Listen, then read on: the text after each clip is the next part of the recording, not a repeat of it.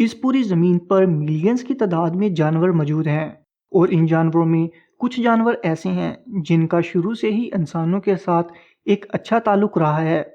और क्या आप इसमें असल छुपी हुई वजह को जानते हैं? और दोस्तों, क्या हो अगर हम एक शीशे से बनी हुई बाल को ज़मीन पर फेंकें?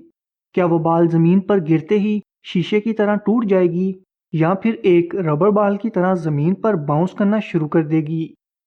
ऐसे ही इंटरेस्टिंग फैक्ट्स मैं आपको आज की इस वीडियो में बताऊंगा। तो चलें शुरू करते हैं। नंबर 5, क्या आपको पता है कि कुछ सांप अर्थक्वेक को पहले से ही प्रिडिक्ट कर सकते हैं?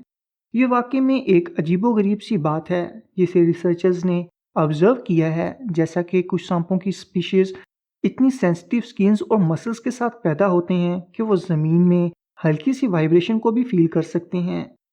जब ज़मीन में किसी भी तरह का मूवमेंट होता है तो ये सांप ग्राउंड वाइब्रेशन को डिटेक्ट कर लेते हैं। इसके अलावा उनके बिहेवियर और साइकोलॉजिकल रिस्पॉन्स में भी काफ़ी ज़्यादा चेंजेस आ जाती हैं। कुछ स्टडीज़ के मुताबिक इन सांपों की खुराक और ब्लड में भी काफ़ी ज़्यादा वेरिएशन आती है जब वो कभी भी आने वाले नेचुरल डिज़ास्टर को सेंस करते हैं। ये वाकई में बहुत इंटरेस्टिंग चीज़ है जो नेचर के अंदाज को और भी इंटरेस्टिंग बना देती है।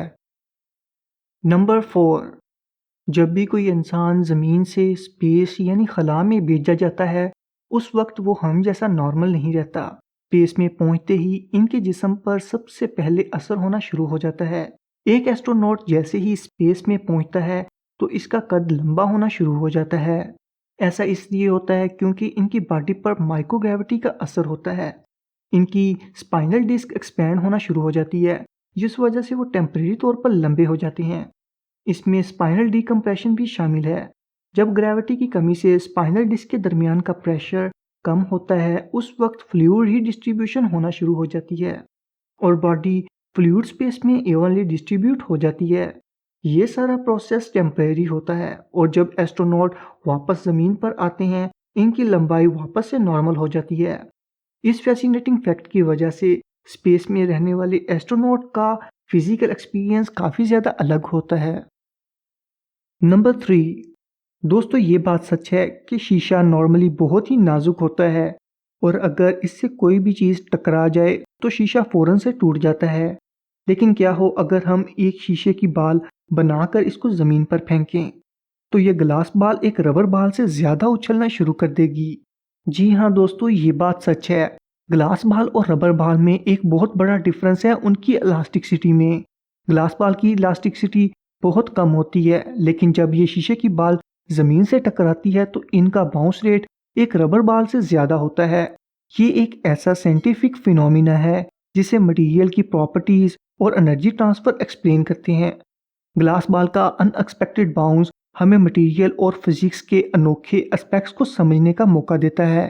तो अब आप जानते हैं कुछ चीज़ें ऐसी होती हैं जो हम कभी सोच नहीं सकते। नंबर 2, दोस्तों, तकरीबन हर घर में रोज़ाना बिल्ली नज़र आती है क्योंकि बिल्ली एक ऐसा जानवर है जो शुरू से ही घरों में देखा जा रहा है। लेकिन क्या आपको पता है कि अडल्ट कैट्स सिर्फ इंसानों से ही मियाऊं करते हैं, दूसरी बिल्लियों से नहीं। ये मियाऊं एक किस्म का एक तरीका होता है जिससे वो हमें अपनी ज़रूरतों और मूड्स के बारे में बताते हैं। जब एक कैट बच्ची होती है तो वो अपनी माँ से मियाऊं का यूज़ सीखती है लेकिन जब वो बड़ी हो जाती है तो वो मियाओं को स्पेसिफिकली ह्यूमन के साथ एसोसिएट करती हैं।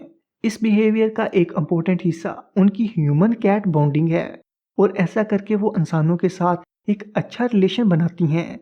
कैट्स के ऐसे बिहेवियर को देखकर किसी भी शख्स को इन पर प्यार आ जाता है। ये फैक्ट सच में कमाल है। नंबर 1, दोस्तों, क्या हो अगर आप किसी पार्टी में गए हों और आपको आपके सेम बर्थडे का पर्सन मिल जाए। यकीनन आपकी तवज्जो सबसे ज़्यादा उस पर जा सकती है क्योंकि वो साइकोलॉजिकली आपको अट्रैक्ट करेगा। अगर आप किसी ग्रुप में हैं और ग्रुप की तादाद 23 है तो आपको ये बात सुनकर शायद हैरत होगी कि उनमें किसी भी 2 पर्सन के दरमियान सेम बर्थडे होने के 50% चांसेस होंगे।